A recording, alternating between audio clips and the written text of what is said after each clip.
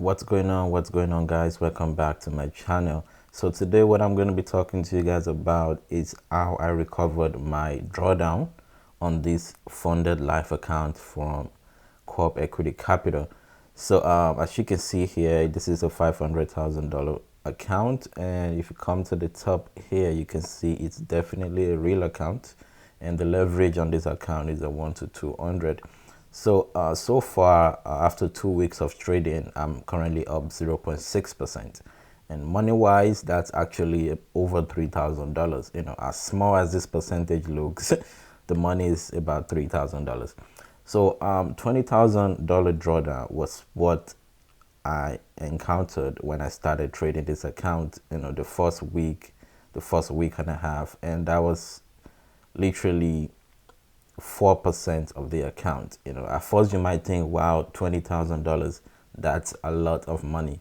But when you look at it in percentage perspective, it's actually not that much. But you know, cause it's a big account, and you know, big money in terms of this big account, you know, lots of money might not equate a lot of percentage. So as you can see here, my first few trades resulted in a big drawdown, but you know, as usual, because I trust my strategy, I trust the system that I use, I just continue doing what I would normally do. I took some days off, you know, just to recover my mind and just to avoid me from over trading. I took a couple of days off, and after taking the days off, I remember coming back and I was still losing trades, but eventually I was able to break even and recover this account.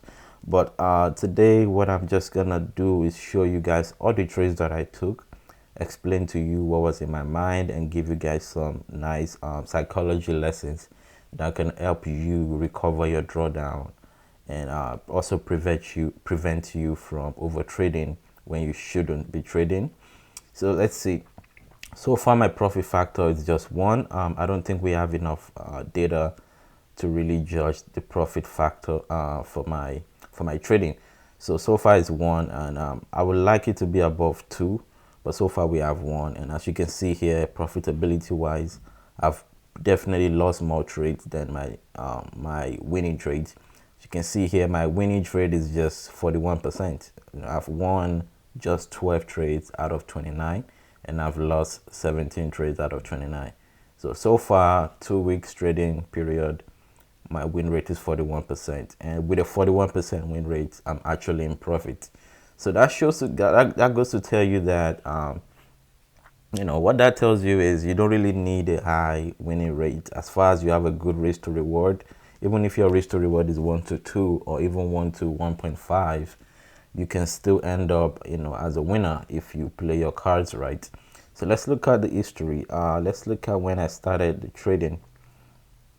So okay, this was the first week, guys.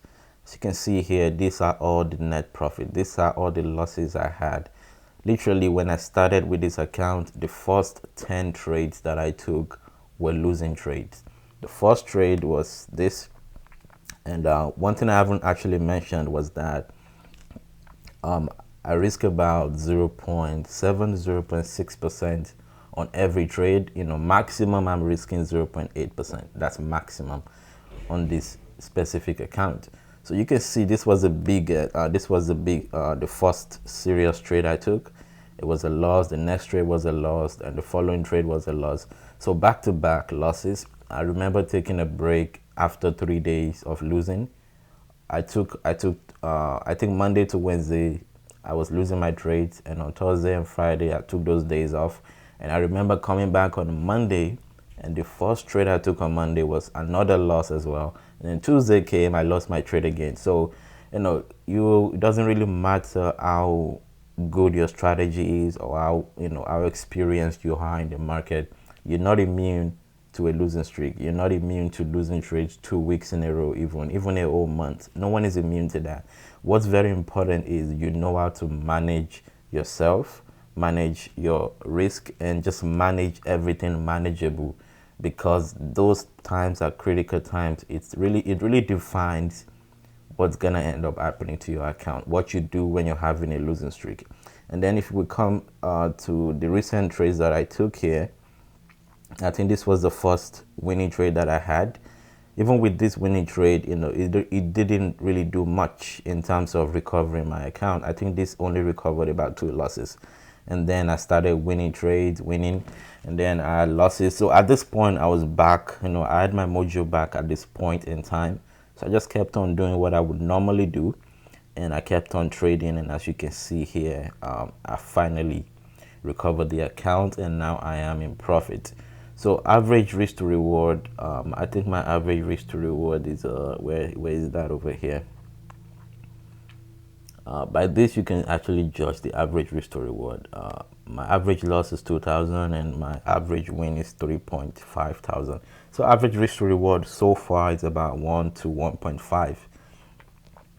All right, so what do I have to tell you guys regarding this? If you're having a losing streak, which is definitely going to happen, it's not a matter of if, it's a matter of when. And when it happens, you need to understand that first of all, you need to trust your analysis, trust your system. If you don't trust your system and you encounter a losing streak, you're gonna mess things up. You're gonna blow your account. You're gonna do things you shouldn't be doing. Why? Because you haven't taken time to actually develop trust in your system. And the reason why I kept my cool, the reason why I took a couple of days off and come back was because I've encountered this before in the past, and I was able to overcome it. There was a time, last year August, I literally every single day that I traded last year August, I lost all my trades. And September came, I started winning trades again. So I'm very confident, and I know that no matter how many trades I'm losing, no matter how many losses I'm having back to back, I know that the winning trades are coming. It's not a matter of if, it's a matter of when. So it's very important you relax and wait for that moment. And one of the best things you can do while you're waiting is you might have to take days off. If you have 3 losing days in a row, take Thursday off, take the following day off. You might have to take a whole week off, because if you keep on trading, you're no longer trading with a clear mindset, especially if you're currently emotional or you're upset. If you're very upset, you might have to take days off because you want to be neutral when you come to the market. And your priority has to be to protect the account. Forget about making money. If your priority is to avoid big drawdowns and protect the account, you're always gonna make money. You're always gonna be, you're gonna end up, worst case scenario, maybe break even or just a tiny drawdown. So that's very important, guys. You want to make sure you're doing your best to avoid drawdowns. If you're in a drawdown, one other good thing to do is to reduce your risk. If you're normally risking 1% on every trade, and you've experienced a series of losing trades, you want to cut down that risk. Let your focus at that point be to recover your losses, recover the drawdown, and after recovering the drawdown, you can bring back up what you're risking for every single trade. Remember, guys, this is a marathon. This is not a sprint.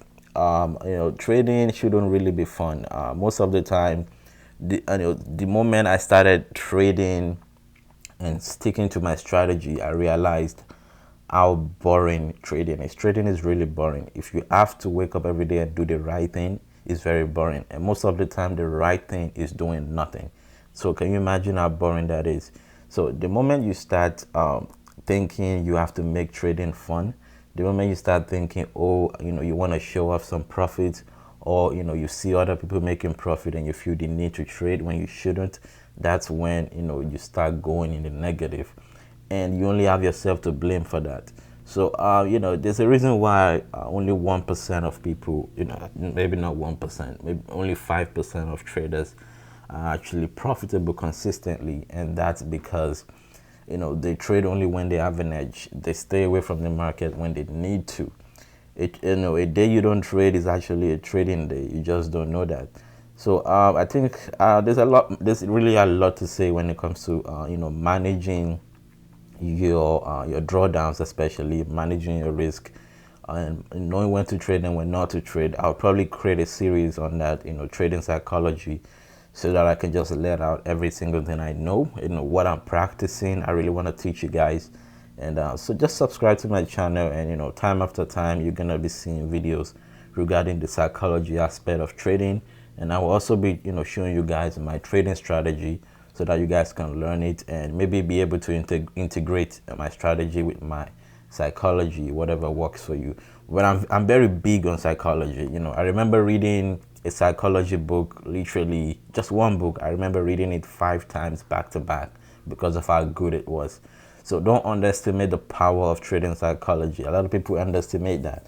Without your psychology, without your mind in the right place, trading, all the dreams you have might just remain dreams. So you really have to be disciplined, manage your risk, manage your losses, and the rest of the history. You guys can see here that having a losing streak doesn't really mean you're a bad trader. It doesn't mean you're a bad trader. This happens to everyone. It doesn't matter how good you are. I don't even classify myself as the best trader out there, but I know what to do when I'm having a losing streak, and I know how to manage my losses. And I guess what I'm doing is working because I'm able to recover and come back at the appropriate time. So I hope this video helped you guys. If you have any questions, let me know, and I'll catch you guys in my next video. So I'll see you.